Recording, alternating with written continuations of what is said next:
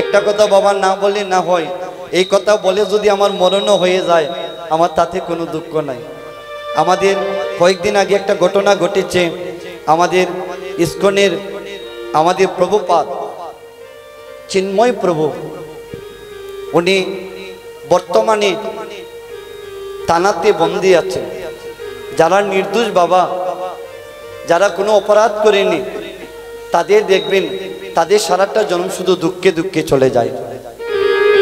যে অপরাধ করেনি সে তাকে থানায়, আর যারা সর্বদোষী, যারা অপরাধ করে ঘুরে বেড়ায়, দেখবেন তাদের এই জগতের বুকে সম্মানটা অনেক বেড়ে যায়। হরিবল হরিবল। তাই দেখুন, যারা কীর্তনটা শ্রবণ করেছেন, যারা এই গানটা পরিবেশন করেছেন, এই গানের অর্থ ছাড়া কিন্তু বাবা গান পরিবেশন হয় না। হরিবল হরিবল। নির্দোষের রাখো তুমি এই ববে জেলখানায়, আরে আবার অপরাধ করিয়া কেউ কেউ ঘুরিয়া বেড়ায়। নদীর ওই পার বঙ্গ ওই পার গর, এই তো নদীর খেলা। ওরে সকাল বেলা ধনী গরিব তুমি করো সন্ধ্যা বেলা রে, কি খেলা খেলাইলাই দয়াল রে। তুমি কাউরে দিলাই 10টি সন্তান, তার জায়গা সম্পদ নাই।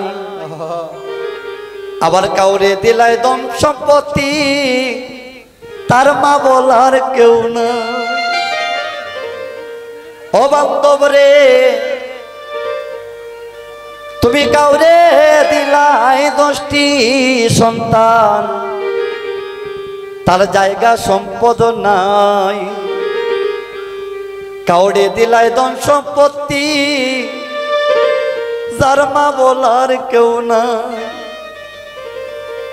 ওরে ধন সম্পত্তি তুমি আজি ওরে নিলাই বেশি করে,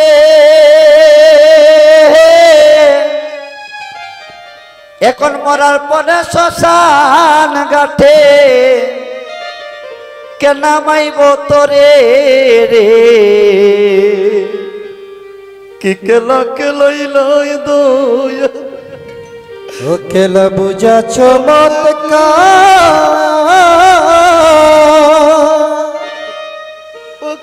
ওরে পাকে দি মানুষ বানাইয়া, ও তুমি বসাইছো বাজার রে। কি খেলাকে লাইছো দয়াল রে। দেখুন, ভগবান ভক্ত যদি ভগবানকে ভক্তি ডুরে ডাকিতে পারে, ভগবান আর কোনোদিন ভক্তে ডাকে সাড়া না দিয়ে থাকতে পারে না। তাই আমার অদ্বৈত প্রভুর এই মন বাসনাটুকু পূর্ণ করিবার জন্য গোলক বৃন্দাবন ছেড়ে দিয়ে রাধারানী প্রেমঋণ সুদিবার তরে আজকে ভগবান এই কলিযুগে অবতীর্ণ হয়েছেন। এটাই হরিবল হরিবল। তাই মহাজন বলেছেন, কলিতে কীর্তন যার আরম্ভিলা মহাবাগ, পুরাইতে অদ্বৈতের বাসনা। শ্রী অদ্বৈত জগমা ওরে শিবাসালো যজ্ঞস্থান উলুতরি। হরিবল হরিবল হরিবল।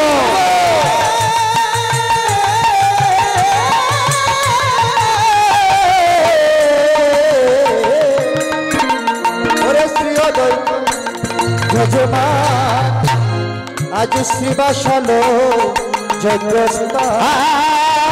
শ্রী অদ্বৈত ওরে যজমা ওরে শ্রী বাসালয় যজ্ঞস্থান। শ্রী অদ্বৈত যজমা আরে শ্রী বাসালয় যজ্ঞস্থান। আমার যজ্ঞে সরো শ্রী চৈতন্য হরি, আমার যোগেশ্বর শ্রী চৈতন্য হরি। আয় হায় রে ভূতা হইলা নিত্যানন্দ হরি নাম এই মহামন্ত্র তাহলে নিত্যানন্দ হরি নাম মহামন্ত্র ওরে বদ্ধ জীবের মুক্তি কর্ম করি জীবের মুক্তি কর্ম করি। এই যজ্ঞে যজমান হচ্ছেন আমার শ্রী অদ্বৈত প্রভু শ্রীবাসালয় যজ্ঞের স্থান যজ্ঞেশ্বর শ্রী চৈতন্য গৌরাঙ্গ মহাপ্রভু। এই অঙ্গনের নাম কি বাবা? মাগো আজকে কি লঙ্গর পাড়া গ্রামের অঙ্গন? তাহলে কার অঙ্গন? আজকে যারা হরিনাম সঙ্গীত আয়োজন করেছেন আমাদের দাদাদের অঙ্গন এটা? বলে না, মহাপ্রভু কাতা পত্রে লিখিত করে দিয়েছিল শ্রীবাস কলিতে যত অঙ্গনে কীর্তন হবে সেই আঙ্গিনার মালিক থাকবে তুমি শ্রীবাস। হরি বল হরি বল হরি হরি বল। কেন শ্রীবাসের অঙ্গন হলো? যার পুত্র মারা যায় তার কোনো দুঃখ নাই, যেন এই হরিনাম সংকীর্তন ভঙ্গ না হয়। বাবা কপালে তিলক দিলে পরে, গলেতে তুলসীর মালা দিলে পরে ভক্ত হওয়া যায় না বাবা।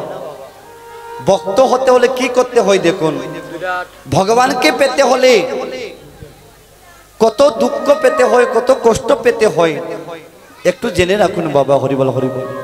এই কলিযুগে যখন প্রথম কীর্তন হয়েছিল মায়েরা, প্রথম কীর্তনটা হয়েছিল আমার শ্রীবাস পণ্ডিতের বাড়িতে। শ্রীবাস পণ্ডিতের বাড়ি কোথায়? মৌলভীবাজার পাশের গ্রামে বিয়ানীবাজার থানা পণ্ডিত পাড়া, যে গ্রামের নাম হচ্ছে পঞ্চকণ্ড গ্রাম। যিনি ছিলেন পূর্বে জন্মের নারদমণি, আর উনি হলেন কলির যুগে শ্রীবাস পণ্ডিত হয়ে জন্মগ্রহণ করেছেন। হরিবল হরিবল। যারা এই নামকে ভালোবাসে, যারা এই নামকে আপন করে নিতে চায়, তাদের মানব জীবনে শুধু দুঃখ পেতে হয়, কষ্ট পেতে হয়। শ্রীবাস পণ্ডিত যখন আমার মহাপ্রভু নামের গুণাগুণ গেয়েছিল, ভিতর মহলে শ্রীবাসের পুত্র শ্রীবাসকে চারিয়া জনমের মতো দেহকানা ত্যাগ করেছিল। মহাপ্রভু শ্রী শ্রীবাসকে বলেছিল, শ্রীবাস আমি এই হরিনাম সংকীর্তনে সবাইকে দেখতে পাচ্ছি, কিন্তু তোমার স্ত্রী মালিন দেবী আর তোমার পুত্র গোপালকে কেন দেখতে পাচ্ছি না? শ্রীবাসের পুত্রের নাম ছিল গোপাল বাবা। বলে প্রভু তুমি তো অন্তর্যামী ভগবান, তুমি তো ভক্তি মনে ভাবটুকু বুঝিতে পারো, তাহলে বুঝে কেন প্রভু তুমি না বুঝার বান করছো? কালকে হরিনাম সংকীর্তন চলাকালীন সময়ে আমার পুত্র আমাকে চারিয়া জনমের মতো দেহ কানা ত্যাগ করেছে। কি বলছো শ্রীবাস? তোমার পুত্র মারা গিয়েছে? শ্রীবাস এই কথাটা তুমি আমার কাছে কেন খুলে বললে না?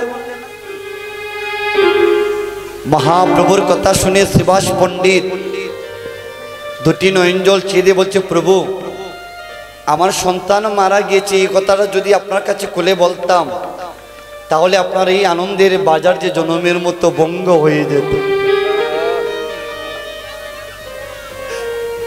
আমি যে কোনোদিন তোমার চরণ কানা পাইতাম না, আমি যে কোনোদিন এই সাধুগুরু বৈষ্ণবকে আগমন করতে পারতাম না। আমার পুত্র মারা গেছে, আমার তাতে কোনো দুঃখ নাই। আমার এই জীবনে আমার একটাই মাত্র দুঃখ, যেদিন আমার এই দেহ থেকে প্রাণ পাখিটা উড়ে যাইবে, যেদিন আমার জন্মের মতো সবাই শ্মশান ঘাটে নিয়ে যাইবে, যেদিন আমার জন্মের মতোই আমাকে অগ্নিতে বিসর্জন দিয়ে দিবে, সেদিন আমার মুখে আগুন দেওয়ার যে এই জগতে আর কেউ রইল না। তাই প্রভু গো আমি তোমার চরণে এই নিবেদন জানাই, যেদিন আমার এই দেহ থেকে প্রাণ পাখিটা উড়ে যাবে, সেদিন আমার আপনজন হইয়া যেন আমার মুখেতে একটু আগুন দিয়ে যেও।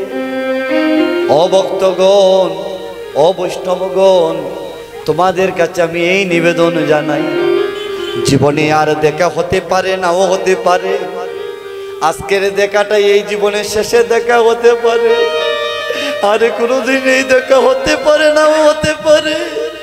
তবে তোমাদের কাছে এই নিবেদন জানাই, একবার কৃপা করে তোমাদের চরণধুলি আমার পক্ষে দাও। এই চরণধুলি নিয়ে আমার এই জনমটা যেন ধন্য করি।